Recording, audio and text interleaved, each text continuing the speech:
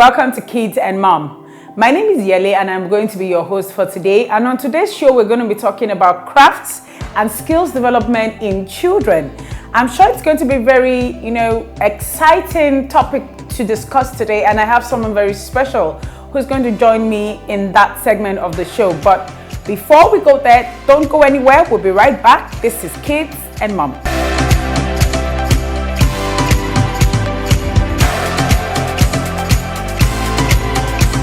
Welcome back. On this segment of the show, we're going to be talking about crafts and skills development in children. And I have with me a mother of two amazing boys, and she has the right information that we need to learn from today. Wumi, I want you to introduce yourself to everyone because not every woman or mother watching this show today know who you are. So could you just, let us into who you are? All right. My name is Omomi Midafe. I have two kids. Okay. Basically. Okay, are you like a stay-at-home mom, or do you have like a career, do you run a business on the side? Yeah, I run a business on the side, but I'm a stay-at-home mom, basically. That's beautiful. It's very courageous to have stay-at-home moms in today's economy. All right, so let's get down to it. We're talking about crafts and skills development in children. What are crafts? And should parents encourage this in children? Well, crafts, basically, activity that involves skills in making things with your hands. Okay. Basically, that's what crafts is. Bead making, sewing, shoe making, basically, that's crafts. Okay, yeah. That's good. So as a parent, do you encourage your children to be very crafty?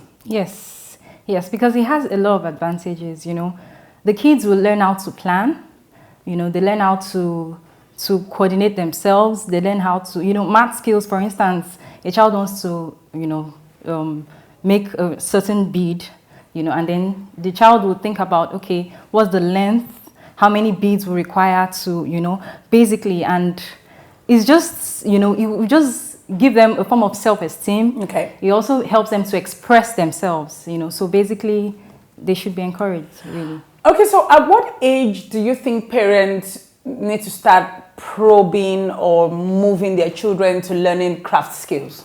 Basically from preschool, like from age 2, really, they could learn anything. Kids they love to learn, they love to, they love fun. Yes. So anything that involves fun, that involves learning, yes, they're good to go. So from age 2, they're ready. Yes, I like one of the things you made mention of when you were talking about or defining craft. You said that they learn how to plan, they learn how to organize themselves, they learn how to, understand precision. They know, they learn the simple adult things of life as children, which is very, very essential. And I think it will help the children at home to when they need to do their homework, when they need to do house chores. Precisely, right? Don't go anywhere. This is still Kids and Mom, and we'll be right back. A lot of children that are gifted, and if you don't start all those things from an early age, you take, for instance, the developed countries, you see any children that probably love something, they make them go to a school for it, outside normal school, they enroll them in maybe music schools or something, and it's okay. Right now I don't know which craft I'll have her learn, but I'll have to make sure, but as she's growing, I'll find out what are the things she likes doing, then I'll make sure I engage her in such. But apart from education, the normal education, it's good for children to be creative. Sometimes those kids, you'll be very surprised, they may go along that line later in life. Then it helps their brain. They won't just stick to one road. They'll be very creative. Like my own son is very creative. He can turn around things, start with. So you just encourage kids. It's good. I think it's okay. I can't really choose for my child, but once I see that he's interested in one craft or the other, I encourage him or her. Drop your comments and questions on our Facebook page. You can follow us on Twitter and on Instagram.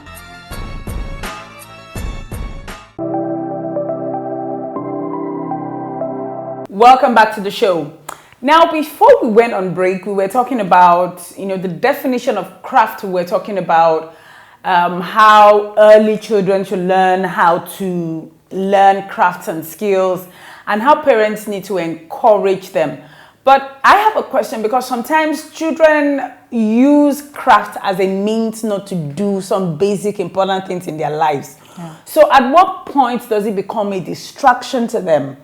And how can parents strike a balance on, carving the right direction for them to learn the skills and still get a valid education? Yeah.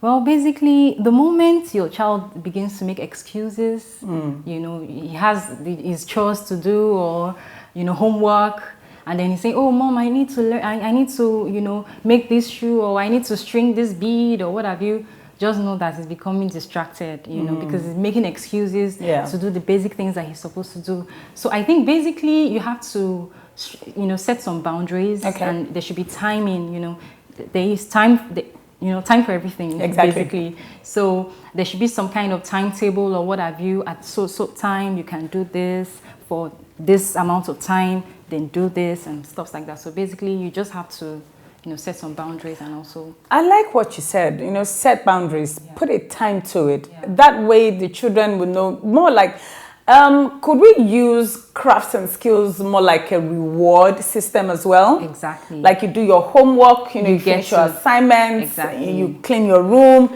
then you can sit with your craft and maybe like an hour to do it and stuff every day. Yeah. Oh, that's good. That's good. Okay, so basically, but I want to ask a final question. Okay. The distraction I asked was based on, when they're at home and when they're supposed to do some maybe housework or stuff. Yeah. But what about when it becomes a distraction from their academics? Oh. How can parents strike a balance? Because both of them, they are forms of education. Yeah, definitely. So how can parents strike a balance when their child is choosing more of the craft to the formal education? First, you need to know your child. You need to understand, why your child is choosing this craft over. Because really, it's a form of education. Yes. So you need to understand why the child is asking for this instead of, towing towards, the academics and everything. And after that, you now decide, is it a distraction or is this something he really wants to do?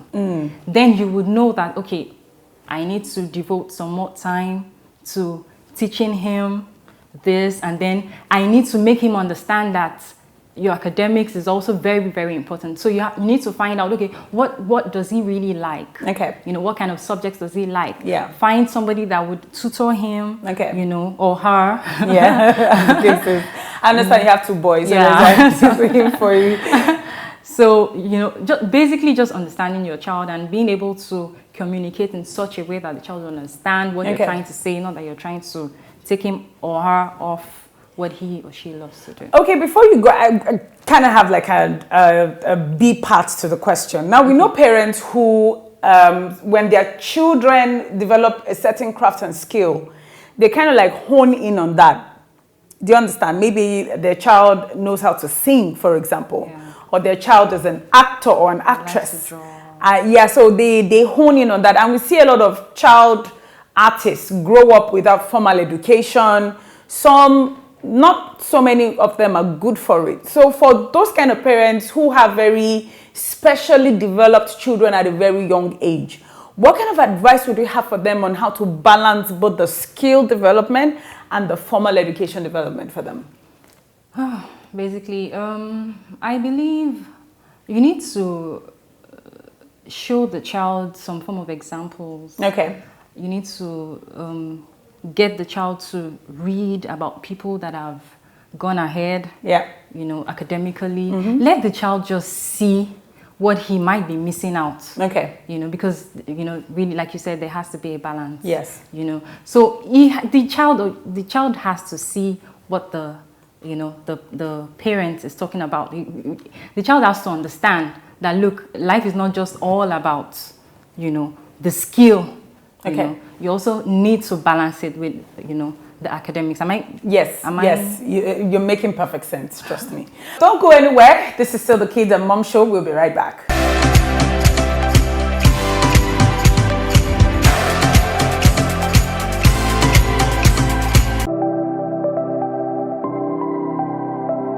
My name is Tofumi. I am 6 years old. I want to help people create money. I want to help people get money, and some bankers really have money. That's why. Actually, the bank saves money. When people come and collect money, we give them some collect from the ATM, some enter the bank and collect money. I don't know how they do an internet banking. I know how they do it. They put their card inside and set the money they want to bring out. They put their card inside. They set it, then the money comes out, then you collect your card back. It's very good. That they shouldn't insult people and they should not be like that. They should not do shakara that they have money, blah blah. I made it myself. I made it by pattern and a fish with a fish string or whatever they do. And I made it with pink, orange, crystal blue, and pink, and stone pink. And I made it, and I put this white money. Then they said I should wait, and I went to go and show my auntie. And she said she would send it to my mom. Once again, my name is Tofumi Oponika, and you're watching Kids Among. Thank you.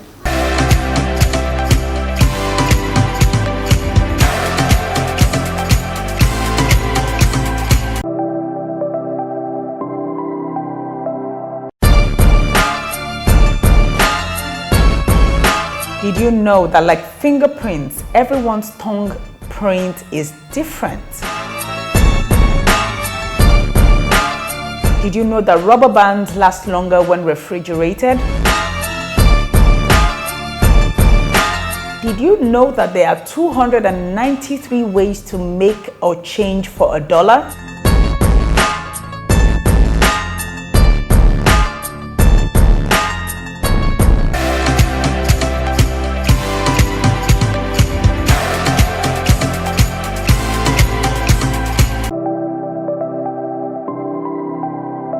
On today's segment on Kids Care, I want to talk to you mothers about how to overcome a mouth odor in your children.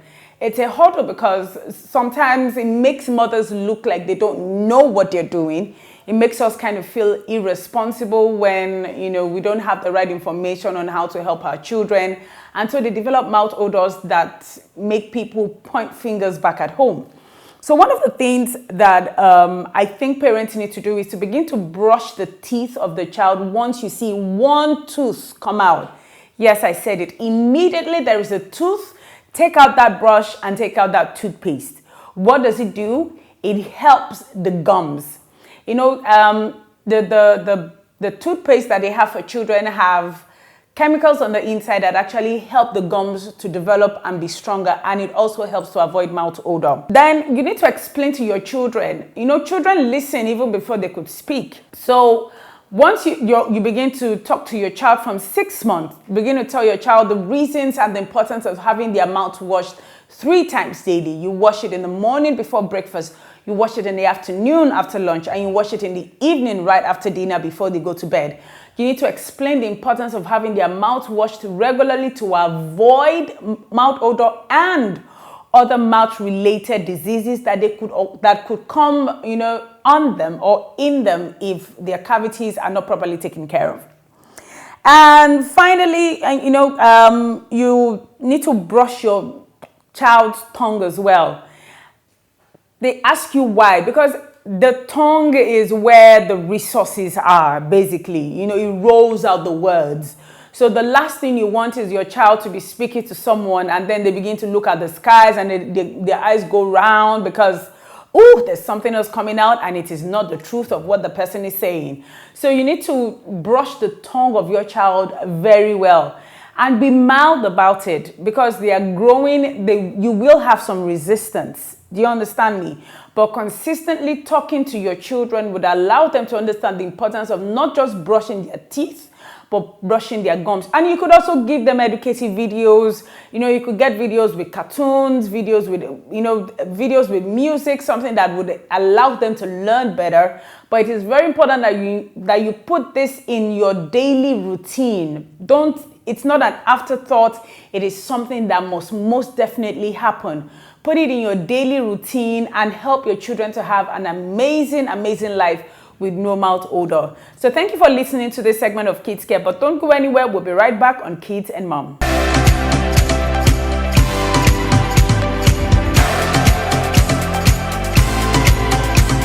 Thank you so much for hanging out with me today on the show. I'm sure you had a great time with me, as I had a great time with you as well. I want to thank our guests for teaching us today about crafts and skills. And on the Kids Care Corner, we learned about how to avoid, you know, mouth odor in children. I'm sure you had, you know, it was very educative for you.